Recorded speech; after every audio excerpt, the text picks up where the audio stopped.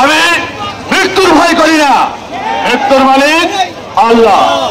আমার কণ্ঠে শুধু একটাই আসে যে আমি আল্লামা দেলোয়ার হোসেন সাইদি একটা কথা বলেছিল যে বিড়ালের মতো 500 বছর বাঁচার চেয়ে সিংহের মতো একদিন বাঁচা অনেক ভালো।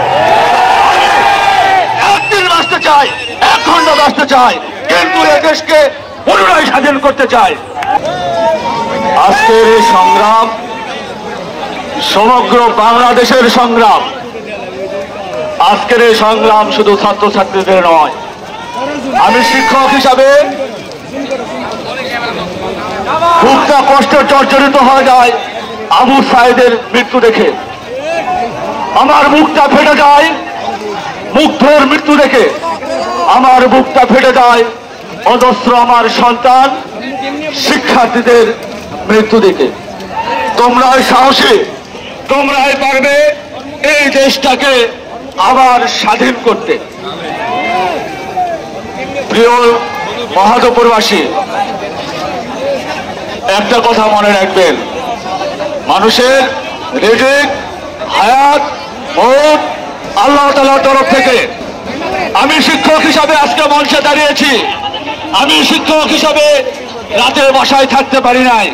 আমি চাকরির পরোয়া করি না, কারণ রিজিকের মালিক আল্লাহ। আমি মৃত্যুর ভয় করি না, মৃত্যুর মালিক আল্লাহ। আমার কণ্ঠে শুধু একটাই আসে যে আমি আল্লামা দেলোয়ার হোসেন সাইদি একটা কথা বলেছিল যে বিড়ালের মতো 500 বছর বাঁচার চেয়ে সিংহের মতো একদিন বাঁচা অনেক ভালো। একদিন বাঁচতে চাই, 1 ঘন্টা বাঁচতে চাই, কিন্তু এ দেশকে পুনরায় স্বাধীন করতে চাই।